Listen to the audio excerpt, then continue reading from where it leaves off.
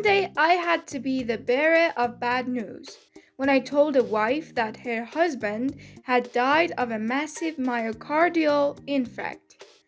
Not more than 5 minutes later, I heard her reporting to the rest of the family that he had died of a massive internal fault.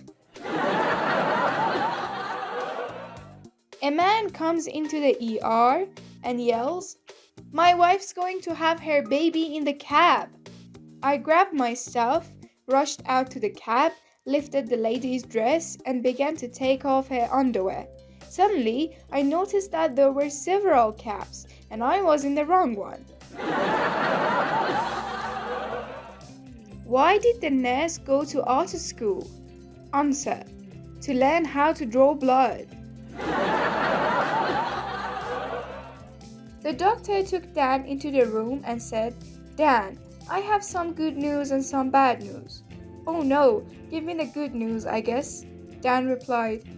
"They're going to name a disease after you."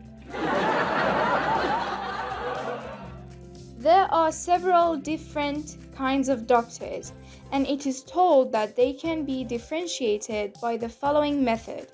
General practitioners know nothing and do little. Surgeons know little and do everything. Internists know everything and do nothing. Pathologists know everything and can do everything, but it's usually too late. A college physics professor was explaining a particularly complicated concept to his class when a pre-med student interrupted him. "Why do we have to learn this stuff?" The frustrated student blurted out, "To save lives," the professor responded before continuing the lecture. A few minutes later, the student spoke up again. "So how does physics save lives?" The professor stared at the student without saying a word. "Physics saves lives," he finally continued, "because it keeps the idiots out of medical school." Have you ever seen Pop Idol? One point it was held at an Esso gas station. This Irishman came on to do a song. He stood next to the diesel pump, lit the place up, and it exploded. He started singing, "I'm still standing."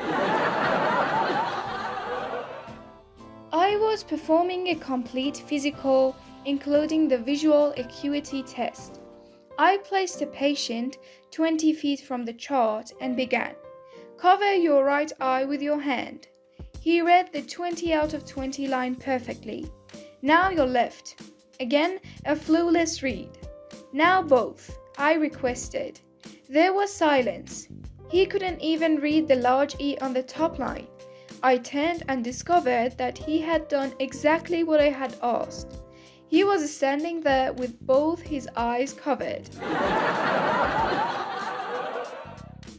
A patient came to his dentist with problems with his teeth. Patient: "Doctor, I have yellow teeth. What do I do?" Dentist: "Wear a brown tie." Mary: "My daughter believes in preventative medicine, doctor." Doctor: "Oh, really?"